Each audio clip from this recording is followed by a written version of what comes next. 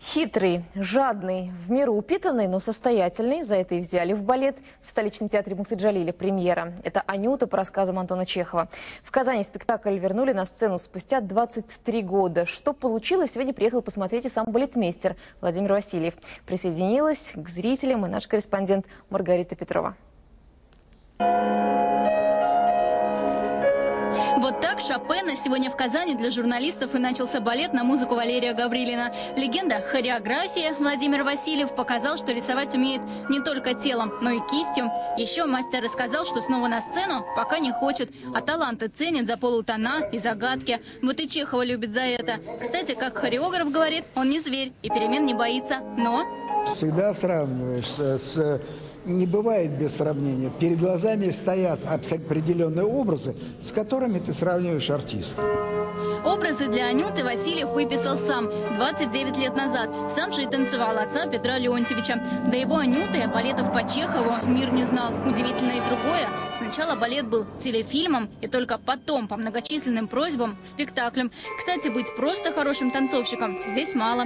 Это актерски очень сложно, по крайней мере для меня это очень сложно, потому что это здесь, наверное, как по Станиславскому нужно работать именно смысл глубокий очень.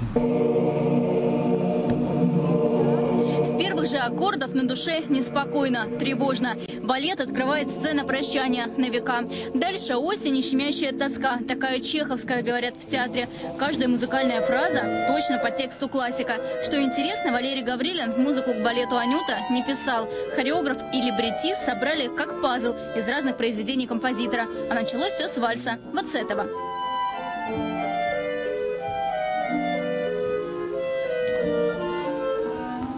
Анюта вернулась на сцену театра спустя 23 года. Свой, родной, чеховский, понятный даже тем, кто не знает либретто. Спектакль всегда пользовался огромной популярностью зрителей. Интересен хореографией, игрой, интересен и антуражем. Так невиданное дело. Только солистка за спектакль переодевается 9 раз. Кстати, вот ее свадебное платье. Его, конечно, пошили на заказ. А вот в подобной фате каждая казанская девушка вполне может выйти замуж, потому что ее купили в обычном свадебном салоне. Кстати, поэтому в театре Анюту называют балетом быстрых переодеваний. Порой у солистов на это всего несколько минут. Костюмы к премьере шили новые, а вот декорации восстановили 20-летней давности. За спектакль на сцене меняется 12 картин. Впечатлениями Владимир Васильев сегодня с журналистами поделиться не успел. А на вопрос, как в 70 удается выглядеть статно и красиво, ответил: мне просто мало лет. Маргарита Петрова, Редка Юмов, телеканал Татарстан, Новый век.